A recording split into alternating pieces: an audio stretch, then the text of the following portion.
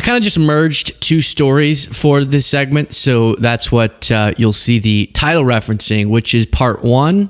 What was Melania up to? Part two, what was her husband up to during the similar period of time? Well, Melania made history by, as the First Lady, presiding over the UN Security Council. Because if you watched her documentary, you would realize she knows how to lead and make tough decisions. White hat or black hat. That's tough, okay? And look at this. Very just strange. I saw Aaron Rupar say, this video proves that this is the Make-A-Wish administration. Wow. Putting any parameters on what he may do in order to accomplish these goals. And look who we have at the United Nations right now. First Lady Melania Trump is presiding over the UN Security Council meeting. A First Lady or First Gentleman has never done this. The county has a rotating... Well, there's never been a First Gentleman, okay? So, right? But yes, a first spouse has never done this. Presidency. The U.S. holds it for a month in March. Let's watch some of this. With the Rule 39 of the Council's Provisional Rules of Procedure, I invite Ms. Rosemary DiCarlo, Under Secretary General of Political and Peace-Building Affairs, to participate in this meeting.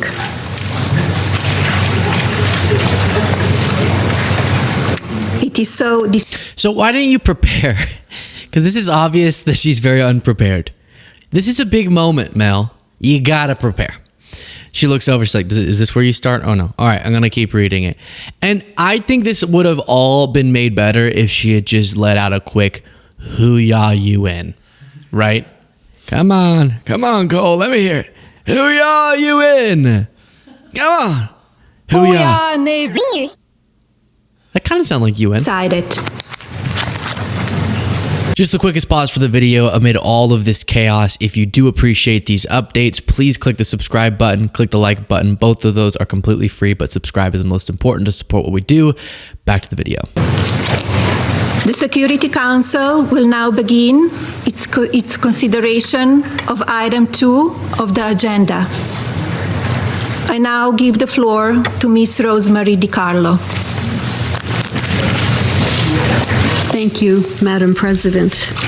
On behalf of... All right, we'll keep an eye on that. An interesting afternoon as the First Lady really presses a couple of her big initiatives, education and technology, and the pathway for peace in the world that can be bridged through those two avenues. We'll keep... Oh, is that what she was doing? I love that. Martha says, and that was, of course, the First Lady triumphantly restructuring the global order to uplift people from sea to sea or something. Is that, wow, well, that's kind of like whenever Trump would be like, and then if you do a shark, and then it's gonna bite you, and then, but a magnet, wow, water. And then it cuts to Fox News, and they're like, a very deep economic speech there that we're covering from the president. You're like, really? That's not. But hey, if she has any good initiatives, I support them despite who she is married to, which she should give him a little call because something's off with his body. And I know she's thinking, I've known that for a long time, Luke, but I think she should check again because podcast listeners I'll describe, we've seen the discoloring of Trump's hands. Now it's creeped up to his neck where there is a sort of rashy, red, peeling, I don't want to say gross because maybe someone in the audience has a similar looking neck, and it's nothing against them, but when you combine the quote unquote nussy that people say, you could cut to that, with the now Nash, which is his neck rash, it's a bad combination of events. There's something wrong with him.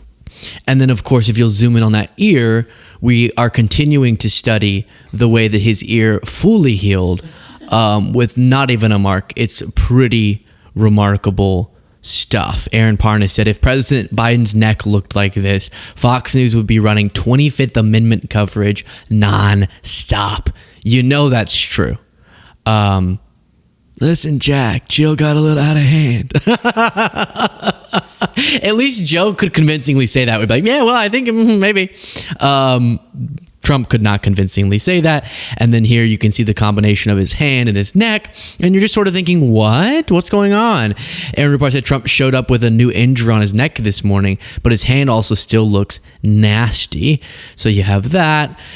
Jonathan Reiner, a doctor, said, okay, so, well, first, before I read his response, let me read you the White House doctor's statement, who said, President Trump is using a very common cream on the right side of his neck, which is a preventative skin treatment prescribed by the White House doctor. The president is using his treatment for 1 week, and the redness is expected to last for a few weeks. So just like how he has a preventative MRI, and then we learned it's a preventative CT scan, and he's having preventative jumbo aspirins, and he's having preventative blood thinning, and he's having preventative ankle balloons. He's also just having preventative neck cream that for some reason we don't know what's it preventing, because it looks like it's causing something, like his neck splitting. It's like it's splitting open. So I don't think that makes much sense. But then you have Jonathan Reiner responding saying preventative skin treatments such as topical 5 Fluorosil are commonly used to prevent overt skin cancer in people with precancerous skin lesions. We don't know what specific treatment the president's receiving, but why all the secrecy for something that is potentially easy to treat and very common in older people? Okay, you got Dr. Van Gupta saying the White House medical team didn't know POTUS got a CT scan. They claimed it was an MRI for weeks. Now, instead of acknowledging he might have a precancerous skin condition, they dance around the issue. Trying to fool the public just makes it worse. Yeah. It's such a weird, I love how they do that. It's like, oh, it's preventative. Preventative of what? What is this? You put a cream on and it makes your neck start deteriorating? That doesn't feel very rational.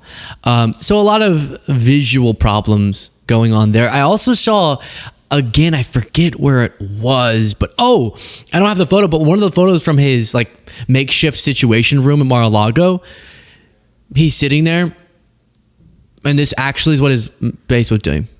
Like total right droop. And the reason why this keeps coming up is none of us feel like we're getting the full story or full transparency, and they never disclose stuff until it becomes visual.